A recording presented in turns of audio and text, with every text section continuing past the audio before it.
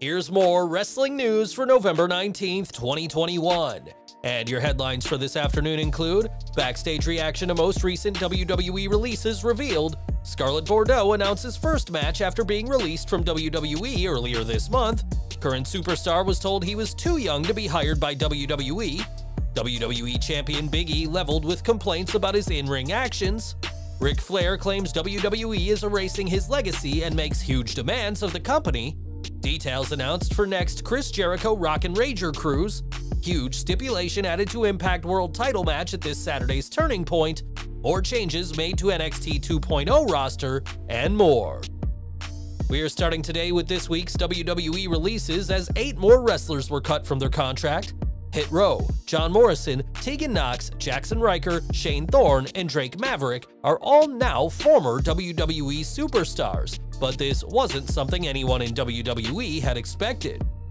When Andrew Zarian of the Mat Men Pro Wrestling podcast spoke to a source within WWE, he was told that many within the company were blindsided by these releases, thinking that there would be at least some time that the roster were safe after 18 superstars were cut on November 4th.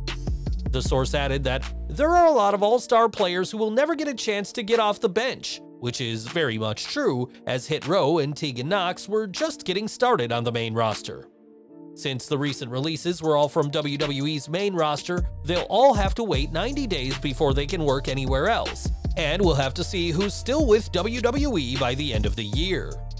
Scarlett Bordeaux also lost her job this month as she was part of the November 4th releases, but as an NXT superstar was only subjected to a 30-day non-compete clause. Fans were not happy to see the smoke show go, but Bordeaux has announced her first match outside the company. On social media, it was confirmed that Scarlett will be at WrestlePro's Killer Instinct event on Saturday, February 5th in Rahway, New Jersey, where she'll be facing Harley Cameron. Reacting to the announcement, Bordeaux said she couldn't think of a better first match back than against one of her closest friends, who is engaged to NXT 2.0's Zion Quinn.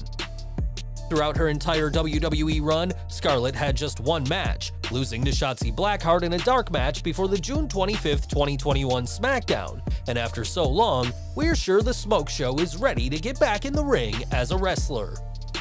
In 2016, 2 young wrestlers called Humberto Carrillo and Angel Garza had a tryout with WWE, which didn't go as either man had hoped. On Table Talk this week, Garza spoke about his tryout, saying that he was deemed too young for the company, but WWE promised to call them back.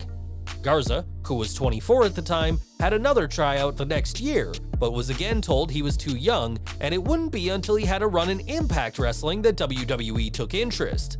It's interesting that WWE deemed Garza too young to be a superstar, as Braun Breaker is currently 24 years old and doing big things on NXT 2.0, and Randy Orton was 24 when he became the World Heavyweight Champion at SummerSlam 2004. Recently, WWE implemented a new age policy which will keep the company from signing anyone in their 30s, but for Garza, his age was a problem for a much different reason. Back to the present, as 2021 has been the year of Big E, who has held the Intercontinental Championship, Money in the Bank, and WWE title all in the same year. One of WWE's most fun-loving superstars, Big E has been on the main roster for almost 9 years now, but not everyone is a fan of the WWE Champion. During an appearance on the Jim and Sam show, Big E explained how he used to thrust his crotch against the floor during the New Day's matches at untelevised live events and decided to bring his thrusts to televised shows. Unfortunately for Big E, the company was buried with complaints about his gesture, and the WWE Champion said his gyrations, much like Elvis Presley, proved to be too much for TV. This Sunday, Big E will need to be serious when he takes on the Universal Champion Roman Reigns, and don't expect to see the WWE Champion grinding his junk on the mat at Survivor Series or any televised events. Earlier this year, Ric Flair left WWE, citing concerns with the booking of both himself and his daughter Scarlett, and despite reports of the time that he'd be joining AEW, that hasn't happened yet. Ever since Dark Side of the Ring, promotions have been against bringing in the 2-time Hall of Famer, and the Nature Boy isn't happy about it. On Twitter, Flair accused WWE of erasing his legacy, but said that his legacy is the NWA World Heavyweight title and the WWF Winged Eagle Championship. Flair, who believes these titles belong to him, said he's asked for the titles twice, but hasn't received them so far, and promised to explain more on the next episode of Woo Nation Uncensored. Given that the NWA World title is still in use and currently held by Trevor Murdoch, we're not sure why Flair believes WWE can and should give him the title back, but we'll just have to tune in to the Nature Boys podcast to find out why he believes WWE are erasing his legacy. AEW news next as Chris Jericho has officially announced the 4th Rock and Wrestling Rager at Sea cruise. Bookings are already being accepted on ChrisJerichoCruise.com for the trip, which will set sail from Miami, Florida on March 14th next year and reach the Bahamas on March 18th. AEW is once again partnering with Chris Jericho to provide in-ring action on the cruise, and with March 17th falling during the trip, Jericho has promised the most epic St. Patrick's Day party of all time. Several huge names have already been announced, with Mark Henry being the guest of honor, Mickie James the guest cruise director, and appearances from Mick Foley, Matt Cardona, King Haku, Dan Lambert, and the Boogeyman, amongst others. Hopefully this trip will go better than the latest Jericho cruise, which saw fans queue for hours with no food, water, or restrooms just to get on board. Jericho has also promised to announce plenty more names for the 4th Rock and Rager in the coming weeks and months, as the former AEW World Champion is ready to raise the sails once more.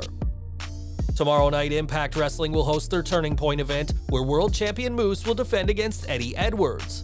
On the go-home show, both champion and challenger attack the other with tables, ladders, and chairs backstage, and Scott D'Amore confirmed that their match will now be a Full Metal Mayhem contest. Impact's version of WWE's TLC match, this match will mark Moose's first title defense since winning the title at Bound for Glory, but the former Atlanta Falcons lineman will have to go through Full Metal Mayhem to retain the gold. And we're ending today with NXT 2.0, as several superstars will be undergoing a name change. PW Insider reports that Mei Ying, who was originally Karen Q, will now go by Wendy Chu as part of the Tian Sha group. Tian Sha has reportedly been widely popular backstage, and the stable is expected to be a big deal in NXT 2.0's future.